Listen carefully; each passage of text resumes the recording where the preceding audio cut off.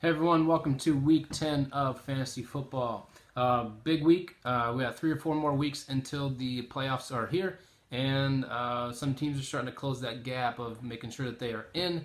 But we have all these buys going on this week. 4 of the top 8 quarterbacks and 3 of the top 10 wide receivers are all out this week, which I'm pretty sure some of us are depending upon them.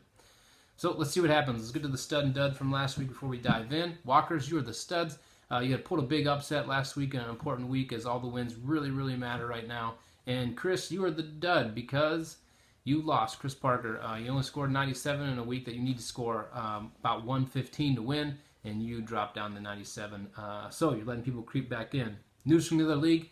Eric, the Kangaroos are pouncing on all of us and destroying us. They have an 8-1 record, and we cannot handle them, so congratulate him. Let's get to the actual games for this week. We have the Walkers versus the Humphreys. Shane pulled the right button or cord or whatever you want to call it by playing Flacco this week, but didn't get much from his other Ravens on that night. But I still think that's enough to beat the Walkers because I barely even know who Cam Newton is anymore. So Shane wins. Next is Kevin Neal versus Chris. And Chris, I got bad luck. I'm in bad news. I think you're going to lose again. I think Kevin's going to pull out the upstate with getting enough from Bortles, and he's going to get a lot from Elliott and Freeman. I just don't see you being able to match that with Gurley and Montgomery. So, Kevin, you win. Next, we have Steven versus Brian. I really like the yardage I'm going to see from Mariota, Bell, and Miller, and I don't see that happening on the other side, but it is good news that Philly thinks Sproles is their #1 running back right now. And I think, though, that because the Ravens putting 27 up on defense, that gives Steven the edge, and he's going to win.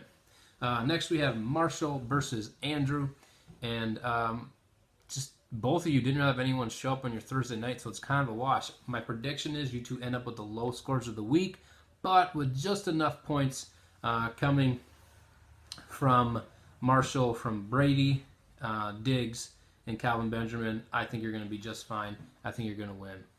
And last game of the week would be Chris versus Brock.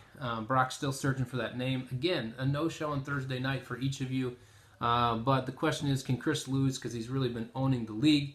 And the answer is no. I think he's going to win with Murray, Gordon, Rodgers, and most of the time A.J. Green.